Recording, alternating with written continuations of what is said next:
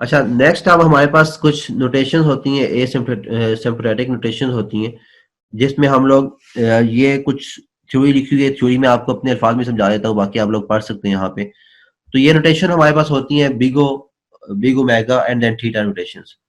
ये 3 नोटेशन है हमारे पास, ठीक है। तो इन तीनों नोटेशन को हम कहाँ पे यूज करते हैं और कैसे यूज करेंगे टाइम कॉम्प्लेक्सिटी की फॉर्म में, ये हम लोगों ने चीज देखनी है। अगर हम अपर बाउंड पे आते हैं बिग ओ की फॉर्म में, तो हमारे पास वो क्या होता है वो हम लोग चेक कर लेते हैं। तो बिग ओ क्या होता है हमारे पास कि अगर हमारे पास दो फंक्शंस हों, एक एफ ऑफ एन और एक जी ऑफ एन। लाइक कैलकुलस में आप लोगों ने ये पढ़े होंगे कि एफ ऑफ एन क्या होता है, जी ऑफ एन क्या होता है। तो यहाँ पे बिग ओमेगा जो अपर बाउंड है वो कब ट्रू होगा, इफ लिखा हुआ है यहाँ पे I double F. I double F का मतलब क्या होता है, किसी को कुछ आइडिया हो? है किसी को आइडिया कुछ? इफ एंड ओनली इफ, ठीक है। तो आई यहाँ पे if and only if there exist two positive constant C and n naught such that कि आपका एक फंक्शन जो है एफ ऑफ एन वो less than and equal to हो जी ऑफ एन से।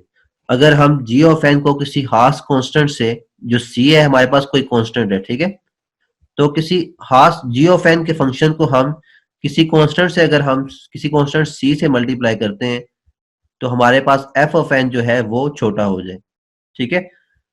तो यहाँ पे आप यहाँ पे for all n greater than equal to n naught, अब यहाँ पे अगर ग्राफ में आप लोग देखें तो यहाँ पे स्टार्टिंग में जो आपके पास एन नॉट लिखा हुआ है, मैं आपको, ये एन नॉट है आपके पास, ठीक है। तो एन नॉट से पहले आपके पास ये ग्राफ जो है कभी इंक्रीज हो रहा है कभी डिक्रीज हो रहा है। लेकिन एन नॉट के बाद अगर आप देखें तो एफ ऑफ एन जो है हमारे पास डिक्रीज हो रहा है, और F of G of n जो है हमारे पास वो इंक्रीज होता जा रहा है। मीन्स कि एन नॉट के बाद हमने जी ऑफ एन को किसी खास कांस्टेंट से मल्टीप्लाई जब किया, तो जी ऑफ एन जो है हमेशा हमारे पास एंड ही होता जा रहा है, और जो एफ ऑफ एन है वो हमारे पास लेस देन ही रहेगा, ठीक। तो ये मेन आपका यहाँ पे ऐसा। जो कॉन्सेप्ट है बिग होगा अपर बाउंड का, कि वो अपर बाउंड कब होगा, ठीक है। इस चीज समझ आ गई। अब इसके हम यस। एग्जांपल देख लेते हैं। अल्हम्दुलिल्लाह सर। अच्छा, हम यहाँ पे अगर सपोज करते हैं कि एफ ऑफ एन जो है हमारे पास इक्वल टू 4n प्लस 1 कर देते हैं। तो अगर हमारे पास एफ ऑफ एन ये है, तो जी ऑफ एन हमारे पास क्या होना चाहिए कि एफ ऑफ एन हमेशा छोटा ही रहे।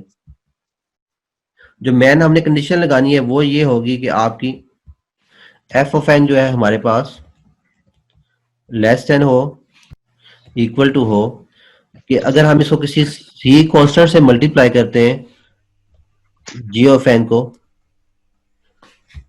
तो यहाँ पे हमारे पास ये इक्वल टू हो, ठीक है।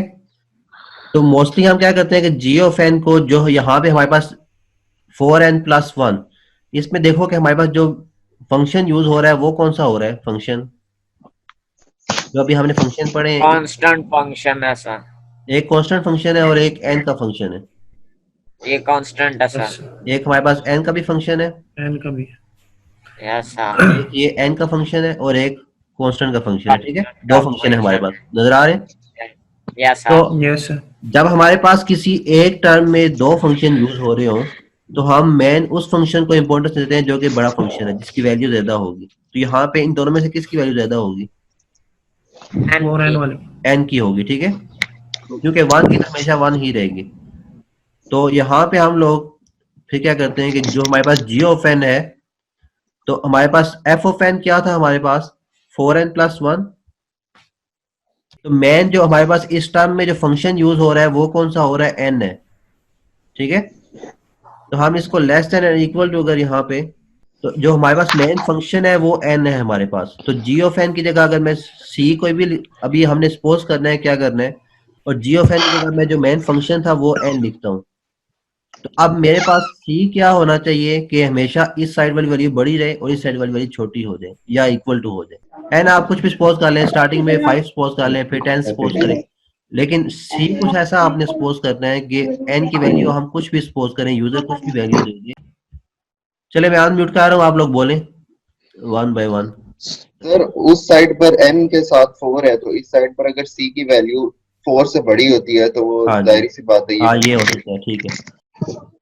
इस साइड पे हमारे पास 4n था, ठीक है, 4n plus 1 less then c की वैल्यू अगर लेट्स सपोज मैं 5 कर देता हूँ, तो n हमारे पास कुछ भी हो, अब ये जो टर्म है, अब यहाँ पे n पे हम डिपेंड नहीं कर रहे।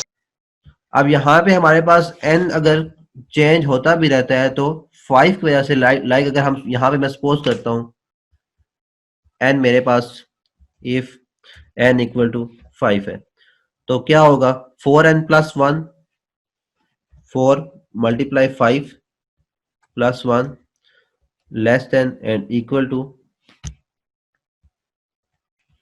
5n है, 5 मल्टीप्लाई 5, ठीक है। तो ये हमारे पास आंसर क्या आ जाएगा 21, ठीक है। तो ये दूसरी साइड पे हमारे पास आंसर क्या आएगा, इस साइड पे ये 25 आ जाएगा। तो हमारे पास 21 और 25 के दरमियान हमेशा यहाँ पे 21 हमेशा छोटा ही रहेगा, ठीक है। इसी तरह अगर मैं दूसरी साइड पे ये जो हमारे पास 21 है और ये 25 है, ये वैल्यू हमेशा यहाँ पे डिक्रीज ही होती रहेगी, ठीक है।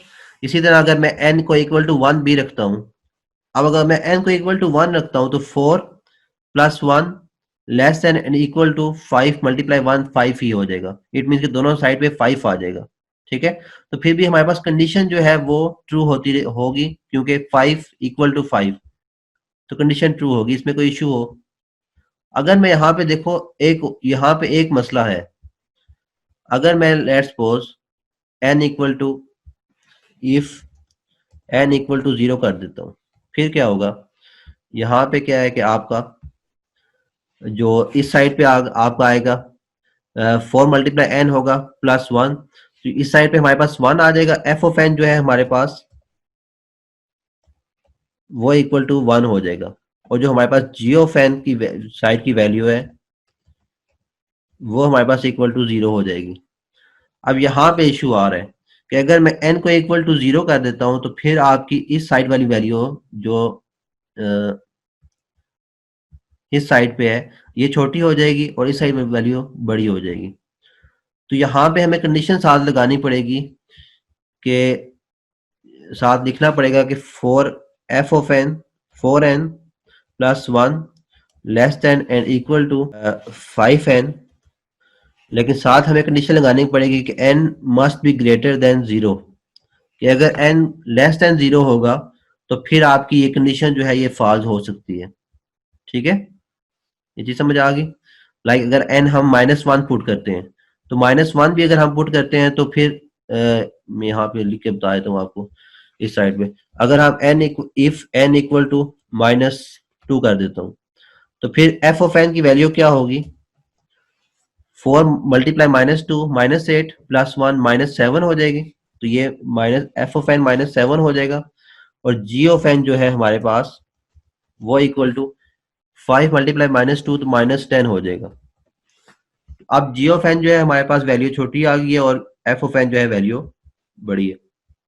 इट मीन्स कि एन जो है हमेशा हमारे पास 0 से ग्रेटर होना चाहिए, अगर 0 होगा तब भी ये कंडीशन फॉल्स हो जाएगी, और अगर माइनस में कोई वैल्यू होंगी तब भी ये कंडीशन फॉल्स हो जाएंगी, ठीक है। ये चीज समझ आ गई, इसमें कोई इशू हो आपको चैट के थ्रू आप लोग बता सकते हैं, ठीक है। यस मैंने सर, एक आपने माइनस की वैल्यू बताई है, दूसरी कौन सी बताई है जिसपे फॉल्स हो? 0 की वैल्यू ठीक है। मीन्स कि 0 में हो या माइनस में कोई भी वैल्यू होगी तो वो आपका फॉल्स पे चला जाएगा। मगर सर 0 से छोटी वैल्यूज पे ये फॉल्स हो जाएगा। क्या बात, दोबारा क्वेश्चन करें। 0 से छोटी वैल्यूज पे ये फॉल्स हो जाएगा। हाँ जी, 0 से छोटी कोई भी वैल्यू होगी तो आपको ये फॉल्स हो जाएगा। Okay sir. मैं दोबारा दूसरी स्क्रीन शेयर करता हूँ आपको, वो चेक करें, आपको नजर आती है, स्लाइड नजर आ रही है आपको। यस सर, आ रही है। ठीक है, यस सर, आ रही है। ये हमारे पास बिग ओ था, इसमें कंडीशन हमारे पास क्या थी कि आपका जो एफ ऑफ एन है वो लेस देन होना चाहिए किसी कांस्टेंट से मल्टीप्लाई करने के बाद, और जी ऑफ एन से आपका लेस देन होना चाहिए। तो यहाँ पे ये कंडीशंस ये हैं कि आपका 4n plus 1 less then 5n होगा, लेकिन n आपका मस्ट है ग्रेटर देन 0 हो, ठीक है। अच्छा, अब जो मेन फंक्शंस थे हमारे पास जो टाइम कॉम्प्लेक्सिटी फाइंड करने के लिए थे वो हमारे पास ये थे, ठीक है। वन कांस्टेंट था, उसके बाद हमारे पास log n था, देन मुख्तलिफ फंक्शन आपके पास यहाँ पे ये सारे फंक्शंस हैं, ठीक है। अब यहाँ पे हमने देखना है कि हमारे पास जो 4n+1 है लेस देन इक्वल टू, ये किन किन वैल्यूज से होगा। तो जो लास्ट टाइम हमने टेबल में देखा था, जो हमारे पास टेबल था, अगर हम देखें तो ये टेबल, इसमें n के बाद जो भी रोज आ रही हैं, n log n है, n स्क्वायर है, n क्यूब है, 2n है, n फैक्टोरियल है और n है, इनकी वैल्यूज n से हमेशा ज्यादा ही होंगी, ठीक है, कोई भी वैल्यू हम लोग पुट करते हैं तो हमने ये कह देना, यहाँ पे हम ये कहते हैं कि 4n+1 जो है वो हमेशा लेस देन ही रहेगा आपके इन जो n के बाद जितने भी फंक्शंस आ रहे हैं। अगर हम ये कुछ भी लिख दिया, लाइक यहाँ पे अगर हम 5 इक्वल टू n की जगह n स्क्वायर लिख देते हैं, तो n स्क्वायर जब मैं लिखूंगा फिर भी आपकी इस साइड वाली वैल्यू जो है वो बड़ी होगी और इस साइड वाली वैल्यू छोटी होगी। अगर मैं n की जगह n क्यूब भी कर देता हूँ तो फिर भी ये कंडीशन ट्रू रहेगी। अगर मैं n की जगह ये जो आपके पास 2n है, मैं ये भी लिखता हूँ n की जगह, तो फिर भी आपकी कंडीशन ये वाली जो है ट्रू रहेगी, ठीक है, ये कंडीशन आपकी ट्रू रहेगी। इसी तरह मैं n की जगह n फैक्टोरियल लिखता हूँ तब भी ट्रू रहेगी। लेकिन अगर मैं n की जगह log n लिखता हूँ ये वाली वैल्यू, तो फिर ये कंडीशन फॉल्स हो जाएगी, क्योंकि log n की वैल्यू n से छोटी होगी इस वैल्यू से, ठीक है। तो अब यहाँ पे बिगो में क्या होगा कि आपका जो भी आंसर आएगा उस आंसर से लेके नेक्स्ट नीचे तक जितने भी फंक्शन है उन सब के लिए वो कंडीशन ट्रू होती है, ठीक है।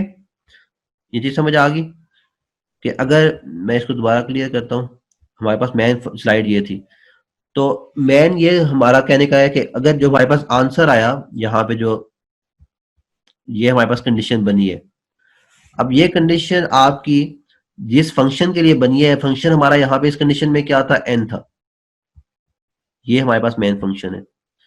तो इस फंक्शन से लेके नेक्स्ट जितने भी फंक्शन है n के बाद n log n, n square, n cube, 2n, n factorial, n, इन सब के लिए कंडीशन हमेशा ट्रू ही रहेगी कि n की जगह हम इन सब फंक्शन की n की जगह हम यहाँ पे इन सब फंक्शन में से कोई भी यहाँ पे फंक्शन लिख देते हैं तो आपका वैल्यू जो है वो ट्रू होगी। इसमें कोई कंफ्यूजन हो तो क्वेश्चन कर लें। अच्छा जी, अब नेक्स्ट जो हमारे पास, अगर हम नेक्स्ट पे आते हैं तो उस पे हमारे पास, अब यहाँ पे अगर आप देखें तो ये बिगो की कुछ एग्जांपल्स हैं, अगर हम इनको देख लेते हैं तो बिगो में यहाँ पे हमारे पास एग्जांपल जो है वो ये है, ये एग्जांपल्स है हमारे, इसको हमने सॉल्व करना है। तो आप लोगों ने कैलकुलस में या फिर अगर फर्स्ट ईयर सेकंड ईयर में ये कुछ चीजें इस तरह की सॉल्व की हों, तो हमारे पास लिमिट के जो कुछ क्वेश्चन होते थे उनको हम सॉल्व किस तरह करते थे कि जो हमारे पास एक कुछ चीज हम नोमिनेटर में लिखते थे और देन डिनोमिनेटर में। तो इसको अगर हम, ये ऊपर वाला जो हमारे पास यहाँ पे आ रहा है, इसको हम नोमिनेटर में लिखते हैं और इसको डिनोमिनेटर में, ठीक है। तो देन इसको अगर हम सॉल्व करते हैं वन बाय वन तो हम इन टर्म्स को जो है सेपरेट कर सकते हैं। तो हमने जब 3n स्क्वायर और डिवाइड बाय n स्क्वायर को सेपरेट किया तो n स्क्वायर कट जाएगा और हमारे पास जस्ट यहाँ पे 3 बचेगा। अच्छा, उसके बाद हमारे पास जो 5n है और डिवाइड बाय n स्क्वायर होगा यहाँ पे, इसको अगर हम कट करते हैं तो हमारे पास 5 इंटू n आ जाएगा, 5 डिवाइड बाय n आ जाएगा। और देन क्योंकि n के यहाँ पे 20 के साथ कोई भी यहाँ पे आपके पास फंक्शन नहीं है जिसके साथ मल्टीप्लाई हो रहा हो, आपको 20 जस्ट आपको कांस्टेंट है, तो 20 डिवाइड बाय आपका n स्क्वायर यहाँ पे आ जाएगा, ठीक है। इसमें कोई टेंशन हो यहाँ तक। अब यहाँ पे जब आप लिमिट पुट करेंगे तो n की जगह आप जब इन्फिनिटी पुट करेंगे तो इन्फिनिटी जब भी आपका डिवीजन की टर्म में आता है तो आपका आंसर हमेशा 0 होता है। तो 3 क्योंकि कांस्टेंट था, इसके साथ कोई भी आपका फंक्शन मल्टीप्लाई नहीं हो रहा, तो आपको यहाँ पे जस्ट 3 आ जाएगा। देन बाकी जो वैल्यूज हैं आपकी यहाँ पे, ये दोनों वैल्यूज ये आपकी क्योंकि डिवाइड हो रही हैं 5 डिवाइड बाय n, तो n क्योंकि आपका फैक्टोरियल है, यहाँ पे n आपका इन्फिनिटी है, तो इन्फिनिटी जब भी डिवीजन में होगा तो आपका आंसर 0 आता है। इसी तरह यहाँ पे भी आपका 20 डिवाइड बाय इन्फिनिटी आएगा, तो इन्फिनिटी जब भी डिवीजन में हो आपका आंसर 0 आता है, तो ये दोनों 0 हो जाएंगे, आपका आंसर इक्वल टू 3 आएगा, ठीक है। तो इस तरह के क्वेश्चन अगर आपके पास आते हैं तो अगर इनका आंसर आपका किसी पॉजिटिव कांस्टेंट में आता है या फिर आंसर आपका यहाँ पे, अगर नीचे वाली एग्जांपल में आप देखें, आपका आंसर या पॉजिटिव कांस्टेंट में आए ये चीज, या फिर आपका आंसर 0 की फॉर्म में आए, ठीक है ये चीज। तो इट मीन्स कि आपका ये जो टर्म है वो बिग ओ के लिए एक्सेप्टेबल है। इट मीन्स कि आप 3n, जो आपका ये फर्स्ट क्वेश्चन था, ये जो क्वेश्चन था ये ट्रू है कि हम 3n square plus 5n plus 20 equal to big of n square लिख सकते हैं, ठीक है। इसी तरह जो दूसरा क्वेश्चन था आपका ये वाला, इसमें देखें आप 10n square plus 20n plus 7 equal to big of n cube है, तो ये भी हम लोग लिख सकते हैं, ठीक है। अब यहाँ पे देखें यहाँ पे जो ये साइड है हमारे पास, इसमें हमने देखना है कि सबसे बड़ा फंक्शन कौन सा है। तो इसमें सबसे बड़ा फंक्शन हमारे पास कौन सा है, n स्क्वायर है। एक कांस्टेंट का है हमारे पास, फिर उसके बाद n का है, उसके बाद हमारे पास n स्क्वायर का है। जी क्वेश्चन है कोई सर, क्वेश्चन में n की वैल्यू गिवन होगी जैसा कि यहाँ पे limit n equal to infinity. हाँ जी, n की वैल्यू आपकी कोई ना कोई हो भी सकती है, नहीं भी हो सकती है। अगर ना भी हो तब भी हम लोग सॉल्व कर सकते हैं। वैल्यू ऐसी, अगर आपका लिमिट का आया हुआ है क्वेश्चन, तो फिर आपको वैल्यू कोई ना कोई दी गई होगी, या लिमिट आप 0 पुट करेंगे या फिर 1 पुट करेंगे या फिर इन्फिनिटी, ठीक है। अगर लिमिट्स दी गई हुई हैं तो फिर आपको कोई ना कोई वैल्यू मस्ट है कि वो दी गई होगी, तभी आप लिमिट पुट कर सकते हैं। तो आपके पास 3 फंक्शन है, एक कॉन्स्टेंट का है, दूसरा n का है और तीसरा n स्क्वायर का है, ठीक है। तो आपने देखना है कि n स्क्वायर जो हमारे पास सबसे बड़ा फंक्शन है। दूसरी साइड पे आपने देखना है कि या तो n स्क्वायर हो या फिर n स्क्वायर से बड़ा कोई फंक्शन हो, तो तब ये दोनों ट्रू हो जाएंगी, ठीक है। तो और आंसर अगर हम इस क्वेश्चन को सॉल्व करते हैं तो आंसर हमारा या पॉजिटिव कांस्टेंट हो या फिर हमारा 0 की फॉर्म में हो, तो इट मींस कि आपका ये बिग ओ की फॉर्म के लिए आपका ये क्वेश्चन ट्रू है, इसको आप ट्रू कह सकते हैं, ठीक है जी। यहाँ तक कोई इशू हो? अच्छा जी, मैं अनम्यूट करता हूँ आपको जी। सर हमें हर बार यहाँ तक ये वेरीफाई करना होगा कि ये बिगो है या नहीं है, या किसी और आप इसको सिंपल तरीके से देख सकते हैं, जैसे अभी मैंने आपको बताया कि दूसरे क्वेश्चन में आप देखेंगे सबसे बड़ा फंक्शन कौन सा है, ठीक है, वो n स्क्वायर है। Yes sir. और आपकी दूसरी साइड पे या तो n स्क्वायर हो या फिर n से बड़ा कोई फंक्शन हो, तो आप उसको वहां पे ट्रू लिख सकते हैं। ऐसा ऐसा आप एक्सपर्ट हो जाएंगे तो आपको वेरीफाई करने की जरूरत नहीं हो। चलिए ठीक है, अब अभी के लिए मेरे ख्याल में इतना काफी है आपके लिए।